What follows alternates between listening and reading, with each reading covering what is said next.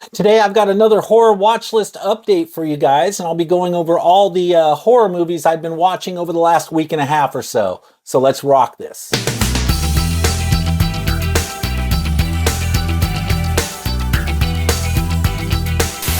Hey everyone, how you doing? Welcome back. I'm Fuzz, and today I've got another update to my 31 Days of Horror Challenge, where my goal has been to watch at least 31 horror movies in 31 days. And today I'm going to be covering all the movies I've been watching from the period of October 14th through October 25th. This is the second update video I've done this month, and I will be doing one more update that I plan to have out probably on Thursday, right on Halloween, covering everything I watched after October 25th. And believe it or not, I actually don't have a very long intro today. I just want to get right into this list. So without further ado, let's do this. Okay, so starting off with October 14th, I watched the movie Haunt from 2019. Watched this on streaming, and this was a first-time watch for me. I'd never seen this one before. I watched it on Amazon Prime Video, so if you want to check it out and you have an Amazon Prime Video account, that's where you'll find it. Now, I will say this was a fairly entertaining movie for what it was. It's not the kind of movie I would probably ever return to, but it was an enjoyable enough movie for a one-time watch. The movie is essentially about this extreme haunted house that these kids are driving down the road one night. They come across this extreme haunted house on the side of the road, and they decide they want to check it out and see if it's any good, see if it will scare them and all that. They kind of have this attitude like they're skeptical that they'll be impressed by it, but they want to check it out regardless. And it turns out this extreme haunted house has quite a bit more than they bargained for going into it, and turns out to be, rather sinister. So I found the premise for this movie to be pretty interesting. It was a little more brutal than I usually go for with my horror films, a little more brutal than I usually prefer.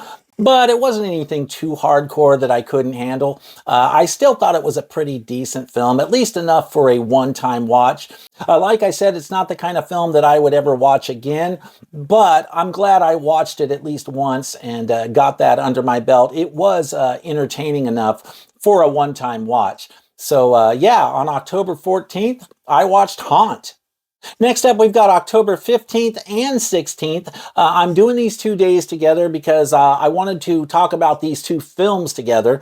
I'm not going to say a whole lot about these because I just did a review of these two films in my last video. But first up, on October 15th, I watched my new 4K copy of The Ring. This was a blast. Had a lot of fun returning to this one. I had not seen it in like 20 years. And I had only seen it once, so it was fun revisiting this one. And then I also watched A Nightmare on Elm Street, which also came out that week, brand new 4K, long overdue on Nightmare on Elm Street, and that was a lot of fun too. Had a blast watching it on 4K.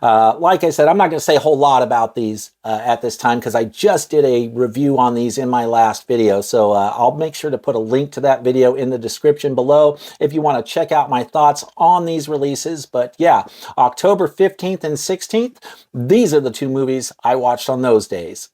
On October 17th, I decided to give the remake of Salem's Lot a try. New 2024 remake of this film. I'm a big fan of the original Tobe Hooper film from the 70s, and yeah, I love that one. So I was kind of curious about this remake and to see if it would be any good. And it turns out it wasn't too bad. Now, I know a lot of people are ripping on this, but I thought it was fairly entertaining, again, for what it was. Now, it is much shorter than the original Tobe Hooper made-for-TV miniseries, which I think was about 3 hours when all was said and done. This new remake of Salem's Lot is only about 2 hours, so, you know, they've shaved off an hour. And that was really the main downside of this remake, the fact that they tried to cram such a lengthy story into just 2 hours. It felt like it was kind of rushed. It really did. That's the only thing I didn't really like about it. And I didn't have a problem with it. I mean, it was an entertaining ride. I actually thought it was fairly entertaining, but they didn't really go outside the box at all. with this film. It was pretty much just a retelling of the Tobe Hooper film, except condensed into 2 hours instead of 3. So it did feel like it was a little bit rushed, like it was moving along a little too quickly.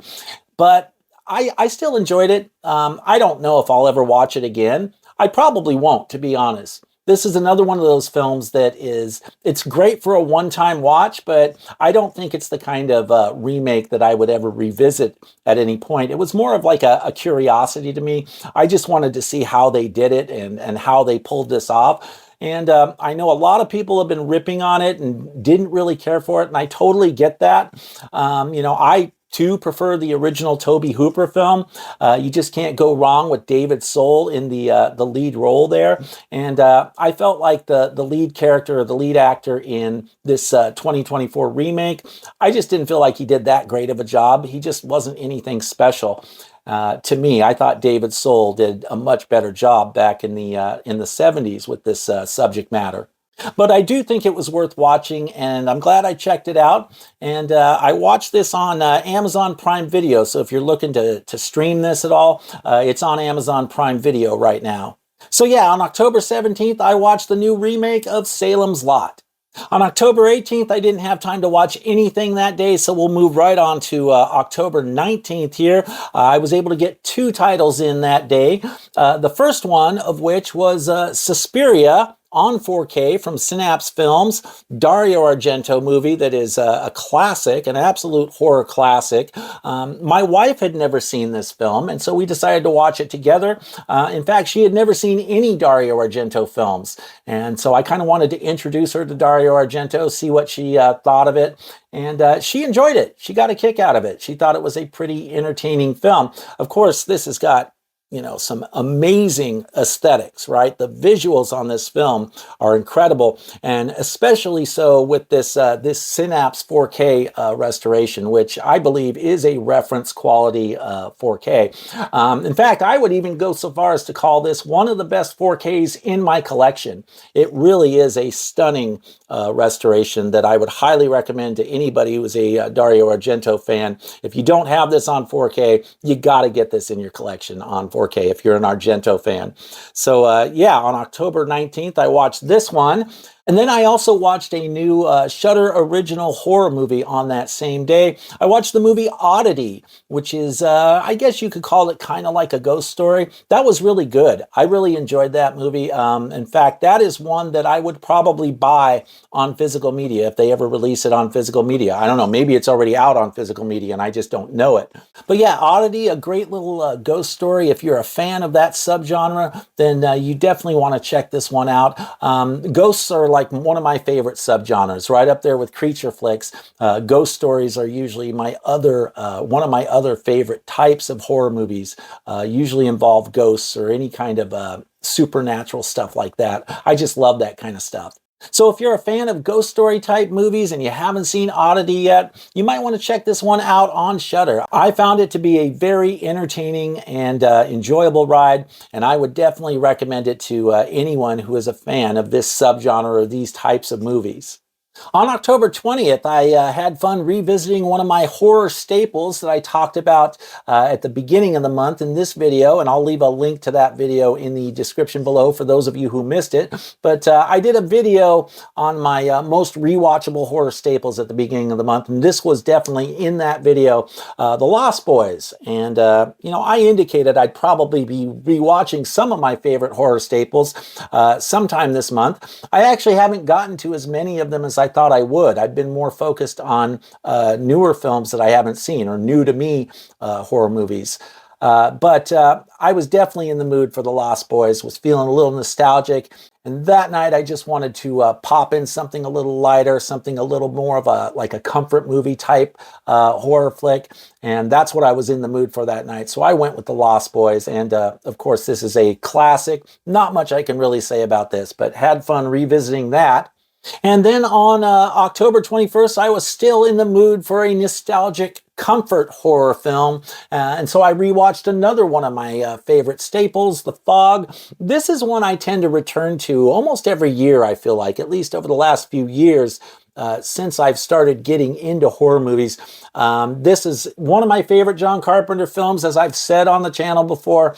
Absolutely love The Fog and just love the atmosphere here. So yeah, I was definitely in the mood to return to this one on October 21st. And yeah, I just talked about it recently, like with Lost Boys, so I won't say too much about it here. But yeah, it was fun going back to The Fog. By the way, if you're enjoying the content on this channel, do me a favor and please consider subscribing to the channel. And if you do, don't forget to activate that notification bell as well so you can be alerted when I'm posting videos that you might dig. Also, don't forget to like the video as well. It really does help with the channel's visibility and the algorithm on YouTube. Thank you so much for your support, guys. I really appreciate it. Moving right along to October 22nd, I had two movies I was able to watch that day, including a new release 4K that I'm really glad I got my hands on. I'm talking about the Steelbook for Thanksgiving. 4K Steelbook here. Yeah, this is one I had not seen yet, even though it came out last year. I hadn't gotten around to checking this out. I never saw it in the theaters, and I never jumped on the previous Blu-ray release that came out well before this 4K came out. But yeah, I've been waiting for this one to come out on 4K, and I knew I wasn't going to be in the mood to watch this one until around this time of year anyway, which is why I didn't buy the Blu-ray when it came out earlier in the year. So I just decided to wait for the 4K, and of course the 4K came as I expected. So, but this was a lot of fun. I had a lot of fun with this one. I had been anticipating this one quite a bit, and it did not disappoint. It turned out to be every bit as entertaining as I thought it might be. So yeah, I just had a blast with this one. Now, if you're familiar with the history of this film and the mock trailer that Eli Roth did for the Quentin Tarantino and Robert Rodriguez double feature Grindhouse back in 2007, I think is when that came out. Yeah, Eli Roth did a mock trailer for this movie. You know, as a joke, right, at the time, and it was hilarious.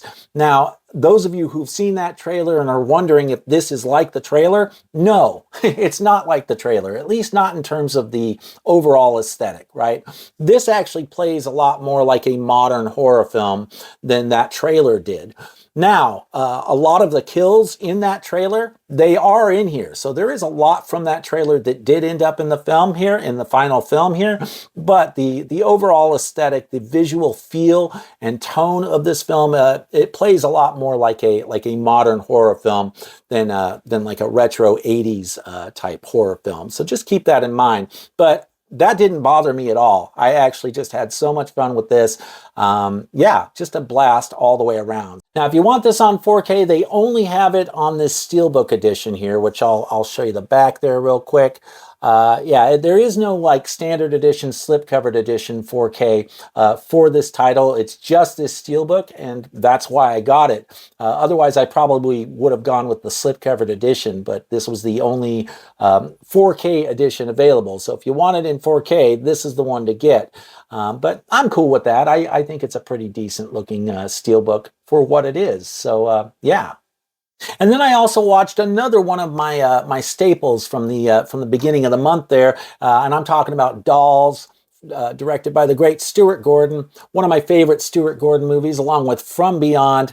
Really had a lot of fun revisiting this one as well. I won't say too much about this because I've talked about it recently, so there's not much more to really say. But if you've never seen this one, it is a lot of fun and one I would definitely recommend. And I think it might even be on Shudder right now if you want to stream it. But yeah, Dolls was the other one I watched on October 22nd. On October 23rd, I didn't get a chance to watch anything on that day, so we'll just skip that day and go right on to the next one. And then moving on to October 24th, I watched 1976's The Omen. Just the first one here. I have the Omen trilogy here, but I just watched the first one on that night. And that's a great one. I love The Omen. It's a great one to return to. In fact, I almost put this on my most rewatchable staples list, but just ran out of room on that list. But this is one I would probably consider a rewatchable staple that I like to return to every few years or so. I've always enjoyed The Omen, and I really like all three of the ones in this trilogy, but on the 24th, just the first one was the one I was in the mood for, and yeah, had a blast with it.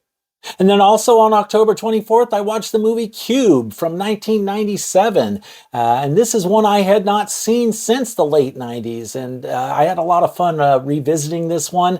You know, it turns out the movie wasn't as good as I remembered it being. I remember watching it back in the late 90s and really liking it at the time and being intrigued by the whole, the premise of the Cube story, right? And I think I watched Cube and then Cube 2. Hypercube back then, back in the late 90s, early 2000s. I'm not sure when Cube 2 came out, but I remember being into those first two films and really enjoying them at the time, but I hadn't seen either of those films since then. So I thought it'd be fun to revisit Cube after all these years.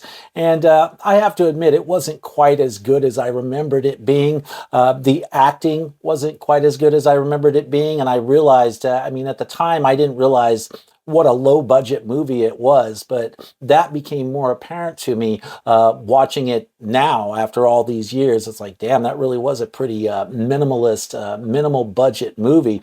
And so, I enjoyed revisiting it, but it wasn't as good as I remembered it being. But I'm glad I got a chance to check it out again. I watched that via streaming on Prime Video. So if that's one you want to revisit yourself, you can watch it on Amazon Prime Video right now. So yeah, Cube was the other film I watched on October 24th. And finally, for October 25th, I watched the Australian movie Talk to Me from 2022. This is another new to me movie that I had not gotten around to seeing yet. And I streamed it on Amazon Prime Video for my first viewing. However, I think this is one I will probably end up adding to my collection at some point because I did think it was a good movie. I thought it was a pretty enjoyable, entertaining film, despite the fact that I wasn't really the biggest fan of the lead actress. She kind of bugged me. And I don't know, it's probably not the actress. It probably has more to do with her character and the fact that her character just kept making very poor decisions like every step of the way throughout this film, and it kind of rubbed me the wrong way. I mean, there's something about her personality, her presence in the movie that just kind of rubbed me the wrong way. But maybe it's because I felt like she was dumb and kept doing a lot of dumb things, right? So that might have had something to do with it.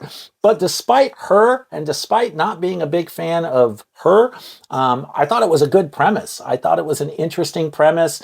And I had a lot of fun with the movie, and I was definitely locked in right from the beginning and curious to see where the movie was going. So yeah, just a fun movie. If you haven't seen Talk to Me from 2022, that might be one you want to consider giving a try. So Talk to Me was the film I watched on October 25th. Okay, so let's do a quick summary here of where I'm at with this challenge. Between October 14th and October 25th, I was able to watch 13 movies in 12 days. And of those 13 movies, 5 of them were new to me, movies I had never seen before. Now, for my last update video, I was able to watch 18 movies during that period. So today we'll add another 13 movies to that total, which gives me a grand total of 31 horror movies watched so far this month. So I've officially reached my goal as of right now of 31 horror films in 31 days, and I actually still have some time to go in the month, so I'm hoping to get those totals up there a little bit higher between now and October 31st. And then the other metric I like to touch on is how many of those titles that I watched this month were new films or new to me, films that I had never seen before. And it turns out that so far for the month total, about 58% of the films that I've watched have been new films to me, movies that I had never seen before. So that's a pretty good amount. That's usually more than I have or I've had in previous 31 Days of Horror challenges. Usually it's more like 40-50% are new movies that I had never seen before. But so far this month, that percentage is up a little bit higher. And so I'm really digging that because after all, one of the main reasons I do this challenge is to expose myself to new horror movies that I'd never seen before. So yeah, at 58% new, that's definitely right where I want to be. Okay, so that about wraps it up for this horror watch list update. Let me know what you think in the comments down below. Let me know what you've been watching. If you're doing a similar challenge yourself, I definitely would love to hear what movies you've been watching as well. Always love chatting with you guys and hearing from you guys, so make sure you leave me some feedback down below. Don't forget to like the video and subscribe if you're not already subscribed. Thank you so much for watching today, guys. I really appreciate it, and I'll see you soon.